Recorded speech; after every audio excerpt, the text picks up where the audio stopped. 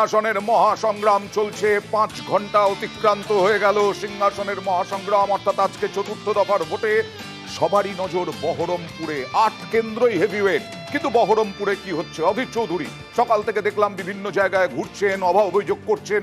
এখনো পর্যন্ত 8 কেন্দ্র থেকে জমা পড়েছে 1100-রও বেশি অভিযোগ। আর এই মুহূর্তে অধীর চৌধুরী নিউজ 18 বাংলাকে কি বলছেন দেখবো। অধিকটা প্রথমেই যেটা দেখা যাচ্ছে যে আজকে যে কটা কেন্দ্রে ভোট হচ্ছে তার মধ্যে সব থেকে বেশি বহরমপুরে ভোটের পার্সেন্টেজ 35.53। এটাকে আপনি কিভাবে দেখছেন? বহরমপুরের মানুষ ভোটে অংশগ্রহণ করছে, এখানে নিরাপত্তা আছে, এখানকার মানুষ নির্ভয়ে নিশ্চিন্তে ভোট দিচ্ছে, এটাই বড় কথা। এখানকার মানুষ উৎসাহের সঙ্গে ভোট দিচ্ছে। আমরা চাই যারা ভোটার সবাই ভোটে অংশগ্রহণ করুক, যাকে খুশি ভোট দেয়, কিন্তু সবাই ভোটে অংশগ্রহণ করুক। এটা আমি এখানকার মানুষকে কথা দিয়েছি, বহরমপুরবাসীকে আমি বলেছি আমি থাকতে একটা বুথ আমি লুট হতে দেবো না, একটা বুথ আমি দখল হতে দেবো না। যদি একটা বুথকে লুট করে দখল করে আমি রাজনীতি করা ছেড়ে দেবো, সে কথা দিয়েছি, সে কথা রাখা হচ্ছে, হাতে কলমে প্রমাণ।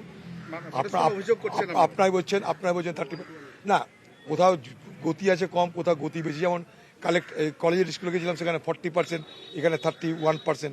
কিছুটা গতির কম বেশি আছে।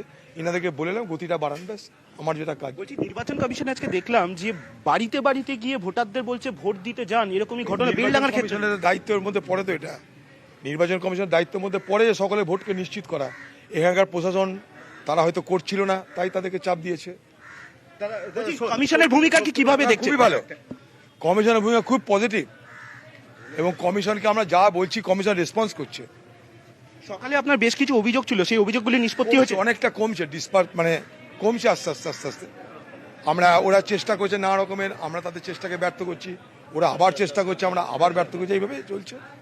আমরা কথা বলছিলাম যে কংগ্রেস প্রার্থী অধীর চৌধুরীর সঙ্গে, এবং তিনি কার্যত কথা দিলেন যে বহরমপুরে কোনো বুথ তিনি লুট করতে দেবেন না, এবং তার জন্যই বহরমপুরে ভোটের হার বেশি। ক্যামেরায় খোকনের সঙ্গে সোমরাজ বন্দ্যোপাধ্যায়, নিউজ 18 বাংলা, বহরমপুর।